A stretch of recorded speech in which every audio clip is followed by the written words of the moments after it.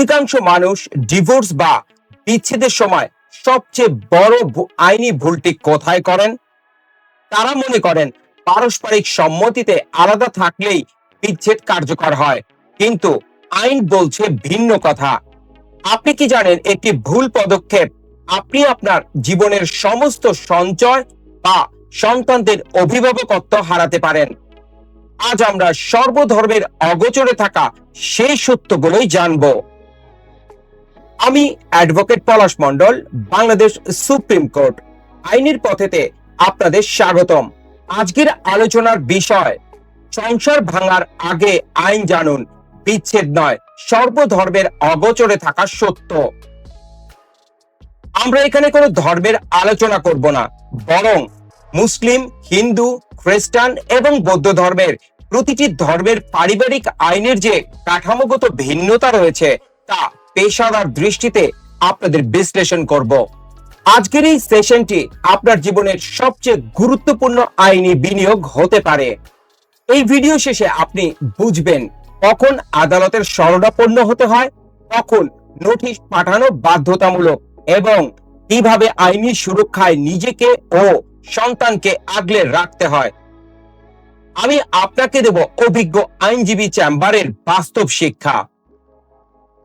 আমাদের লক্ষ্য একটাই, আইনি অজ্ঞতার কারণে আপনার জীবন যেন বিষণ্ণ না হয়ে যায়। চলুন গভীরভাবে বিষয়টিতে প্রবেশ করি। কেন আইন জানা জরুরি? বাংলাদেশে বিবাহ বিচ্ছেদ কেবল একটি পারিবারিক ঘটনা নয়, এটি একটি দীর্ঘ আইনি প্রক্রিয়া শুরু। এই অংশটি বোঝার জন্য আপনাকে তিনটি মূলত দিক খেয়াল করতে হবে। প্রথমটি হচ্ছে আইনি অজ্ঞতার মূল্য। অনেকে মনে করেন ডিভোর্স বা বিচ্ছেদ মানেই হলো সম্পর্কের সমাপ্তি, কিন্তু আইনি দৃষ্টিতে একটি বিচ্ছেদ কার্যকর হতে হলে নির্দিষ্ট আইন মানতে হবে। যদি আপনি মুসলিম আইন অনুযায়ী তালাকের নোটিশ না পাঠান, তবে আইনের চোখে আপনি এখনো বিবাহিত। এর ফলে পরবর্তী বিয়ে করা একটি ফৌজদারি অপরাধ বা যেটাকে আমরা বাইগামি হিসেবে গণ্য করতে পারি। অন্যদিকে হিন্দু আইনে বিচ্ছেদের বিধান প্রথাগতভাবে না থাকায় আদালত ছাড়া বিচ্ছেদ দাবি করা এক বিশাল আইনি গোলক ধাঁধায় ফেলে দেয়। দ্বিতীয়ত, কেন এটি সবার জানা প্রয়োজন? সম্পত্তি অধিকারের ক্ষেত্রে বিচ্ছেদের সঠিক আইন প্রমাণ না করতে পারলে আপনি আপনার পৈতৃক বা অর্জিত সম্পত্তি অধিকার হারাতে পারেন। সন্তানের অভিভাবকত্ব, বিচ্ছেদ যদি আইন সিদ্ধ না হয়, তবে সন্তানের কাস্টাডি বা জিম্মাদার নিয়ে ভবিষ্যতে বছরের পর বছর মামলা চলতে থাকে। আর্থিক সুরক্ষা, দিনমোহর বা খোরপোশের দাবি আইন সিদ্ধ বিচ্ছেদের উপর নির্ভরশীল, তাই এটি না জানলে আপনার আর্থিক ভবিষ্যৎ ক্ষতির সম্মুখীন হতে পারে। তৃতীয়ত, ধর্মভেদে আইনি চ্যালেঞ্জ। মুসলিম আইন, এই আইনে তালাকের নোটিশ দেওয়া এবং নিবন্ধিত না করা বিড়ম্বনা সবচেয়ে বেশি। হিন্দু আইন, এখানে বিচ্ছেদের আইনগত অস্পষ্টতা সাধারণ মানুষের জীবনকে গভীর করে দেয়। বৌদ্ধ এবং খ্রিস্টান আইন, এই আইনগুলো দেশের প্রাচীন এবং নির্দিষ্ট ধারা অনুযায়ী চলে, যার সম্পর্কে সচেতনতা খুবই নগণ্য। কেন এই বিষয় আজই জানা দরকার? মনে রাখবেন, আইন যখন কাজ করে তখন সে আবেগ দেখে না, সে দেখে দলিল এবং পদ্ধতি। আপনার আবেগ হয়তো বিচ্ছেদ চাইছে, কিন্তু আইন চাইছে পদ্ধতি। যদি আপনার এই পদ্ধতি জানা না থাকে, তবে আপনি একদিকে সামাজিক অসম্মান, অন্যদিকে দীর্ঘমেয়াদী আইনি মামলার কবলে পড়বেন। আজকের এই আলোচনার মাধ্যমে সেই অন্ধকার পথগুলো চিহ্নিত করব, যাতে আপনি সচেতনভাবে সিদ্ধান্ত নিতে পারেন। আমি দেখতে পাচ্ছি আমাদের সাথে অনেকে যুক্ত হয়েছেন।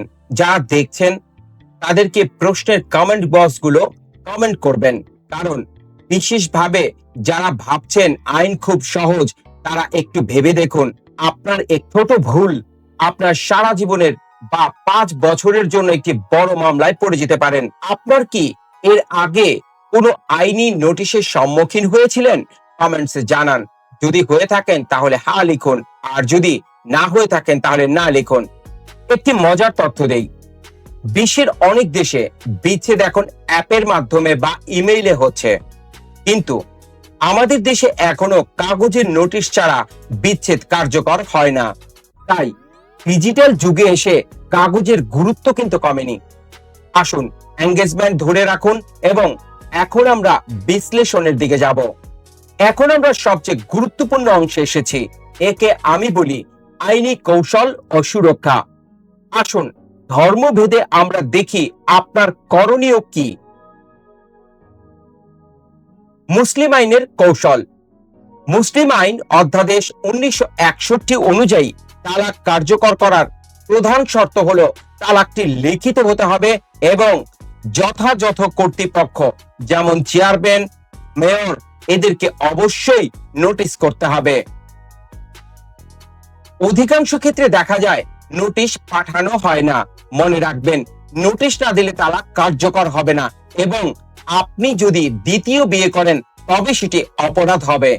আপনার হাতের কাছে সর্বদা তালাকের কপি ও প্রাপ্ত স্বীকারপত্র বা পোস্টাল রিসিপ্ট গুছিয়ে রাখুন। হিন্দু আইনের বাস্তবতা। হিন্দু আইনে বিচ্ছেদের বিধান সরাসরি না থাকলেও বর্তমান আইন ও বিচারের প্রেক্ষাপটে দেওয়ানি আদালতের মাধ্যমে বিশেষ প্রক্রিয়ায় তা পাওয়া সম্ভব। বৈবাহিক অধিকার পুনর্বহাল নিয়ে জটিলতা তৈরি হয়। শুরু থেকে আইনজীবীর পরামর্শে প্রয়োজনীয় নথিপত্র তৈরি রাখুন। অযথা দীর্ঘসূত্রতা এড়াতে সঠিক আদালতের এখতিয়ার নির্বাচন করুন। খ্রিস্টান ও বৌদ্ধ আইন। এই আইনগুলো ব্রিটিশ আমলের হওয়ায় কিছুটা জটিল। খ্রিস্টান আইনে অ্যাডাল্টারিটি বা নিষ্ঠুরতার ভিত্তিতে বিচ্ছেদের সুযোগ থাকলেও বৌদ্ধ আইনে প্রথাগত বা দেওয়ানি প্রতিকারের মিশ্রণ দেখা যায়। এখানে ব্যক্তিগত সমঝোতার চেয়ে আদালতের রায় বেশি গুরুত্বপূর্ণ। আইনি ধাপগুলো আমি স্টেপ বাই স্টেপ সমাধান করে দিচ্ছি। প্রথম ধাপ, ডকুমেন্টেশন। আপনার বিয়ের কাবিননামা, রেজিস্ট্রেশন বা বিয়ের সনদের অরিজিনাল কপি সুরক্ষিত রাখুন। আইনি লড়াইয়ে এটি আপনার মূল মন্ত্র। দ্বিতীয় ধাপ, যোগাযোগ। কোনো প্রকার মৌখিক বিচ্ছেদে যাবেন না। বিচ্ছেদ যদি করতেই হয় তবে আইনজীবীর মাধ্যমে নোটিশ পাঠান। তৃতীয় ধাপ, দিনমোহর ও খোরপোশ। দিনমোহর ও খোরপোশ খরচ নিয়ে বিবাদ এড়াতে আইনজীবীর পরামর্শ নিন। অনেক সময় অগোচরে ভুল খোরপোশের দাবি লিখে মক্কেলরা ফেঁসে যান। আমার চেম্বারে প্রতিদিন এমন অনেক আসেন যারা বিচ্ছেদের কয়েক বছর পর বুঝতে পারেন তাদের ডিভোর্স আসলে আইনত কার্যকরী হয়নি। তখন তাদের সম্পত্তির ভাগ বা বাটোয়ারা করতে গিয়ে মাসের পর মাস ঘুরতে হয়। তাই মনে রাখবেন, বিচ্ছেদ কোনো আবেগের সিদ্ধান্ত নয়, এটি একটি পদ্ধতিগত আইনি প্রক্রিয়া। আইনের ধারাগুলো জানলে আপনি নিজেই আপনার পরিবারের রক্ষক হতে পারবেন। আমরা একটি কেস স্টাডি দেখি। বিচ্ছেদের সময় অপূর্ণ কাগজপত্রের পরিণতি কি হয়। এতক্ষণ আমরা আইনের ধারা নিয়ে কথা বলেছি, এবার আসুন কেস স্টাডির মাধ্যমে দেখি ছোট একটি ভুল আপনার জীবনকে কিভাবে তছনছ করে দিতে পারে। ধরুন, রহিম সাহেব এবং ফাতেমা বেগম তাদের বনিবনা না হওয়ার কারণে মৌখিকভাবে তারা আলাদা থাকার সিদ্ধান্ত নেন। রহিম সাহেব মনে করেছিলেন যেহেতু ফাতেমা বাড়ি থেকে চলে গেছেন তাই তাদের ডিভোর্স হয়ে গেছে, কিন্তু এই ভুল ধারণার ভিত্তিতেই কয়েক বছর পর দ্বিতীয় বিয়ে করেন। এদিকে ফাতেমা বেগম কোনো নোটিশ বা কাগজ পাননি। সমস্যাটা শুরু হলো যখন রহিম সাহেব মৃত্যুবরণ করেন। সম্পত্তির বাটোয়ারা নিয়ে মামলা হলো।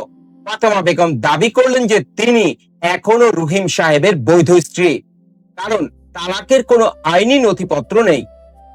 ফলে রহিম সাহেবের বর্তমান স্ত্রী আইনিভাবে স্ত্রী হিসেবে স্বীকৃতি পেলেন না এবং সন্তানের সম্পত্তির অধিকার থেকে বঞ্চিত হওয়ার পথে। এই কেস থেকে আমরা তিনটি বিষয় শিক্ষা পাই। প্রথমত, মৌখিক বিচ্ছেদ বা আলাদা থাকা আইনত ডিভোর্স নয়।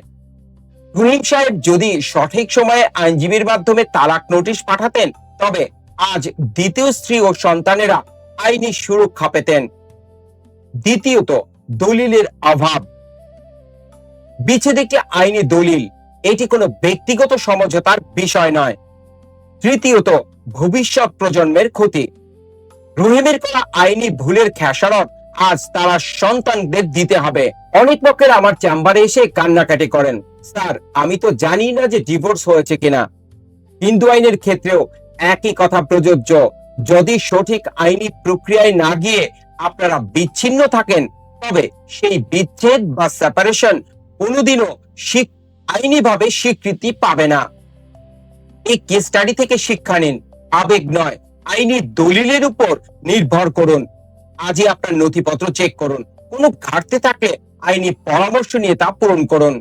পুরো আলোচনায় আমরা আজ এক বিশাল আইনি অরণ্যের পথ খুঁজে বের করার চেষ্টা করছি। আমরা জানলাম হিন্দু, মুসলিম এবং খ্রিস্টান ও বৌদ্ধ যে কোনো ধর্মাবলম্বী হন না কেন, বিবাহ বিচ্ছেদ বা সম্পর্ক অবসানের ক্ষেত্রে আইনের ভাষা একই, পদ্ধতি এবং দলিল।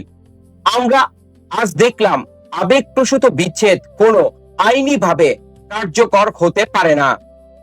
সব ধর্মের মানুষের জন্য কেন নোটিশ, রেজিস্ট্রেশন এবং আদালতের ডিক্রি অপরিহার্য? একটি ছোট আইনি ভুলের কারণে আপনি কিভাবে সম্পত্তি ও সন্তানের অধিকার হাতছাড়া হতে পারে? যদি ভিডিওটি আপনার বা আপনার পরিচিত কারো উপকারে আসে, তবে এখনই শেয়ার করে দিন। আর একটি শেয়ার হয়তোবা বড় কারো কোনো ধরনের আইনি বিপর্যয় থেকে ঠেকিয়ে দিতে পারে। আমাদের চ্যানেল আইনের পথে আলোতে সাবস্ক্রাইব করুন, যাতে প্রতি সপ্তাহে আপনি এমন তথ্যবহুল ও প্রয়োজনীয় আইনি গাইডলাইন পেতে পারেন। কমেন্ট বক্সে জানান পরবর্তী ভিডিওতে আপনি কোন আইনের জটিলতা নিয়ে আলোচনা শুনতে চান, জমির আইন নাকি ফৌজদারি মামলা। আইন ভয়ের কোনো কারণ নয়, বরং সুরক্ষার মাধ্যম। অজ্ঞতা আপনাকে অন্ধকারে নিয়ে যাবে, আর সচেতনতা আপনাকে আলোর পথ দেখাবে। নিজের অধিকার সম্পর্কে জানুন, কারণ আপনার অধিকার অন্য কেউ আপনাকে দিয়ে আসবে না। সবাই আইনের প্রতি শ্রদ্ধাশীল থাকুন, নিজের পরিবারের পাশে থাকুন। আমি অ্যাডভোকেট পলাশ মণ্ডল আজকের মতো বিদায় নিচ্ছি।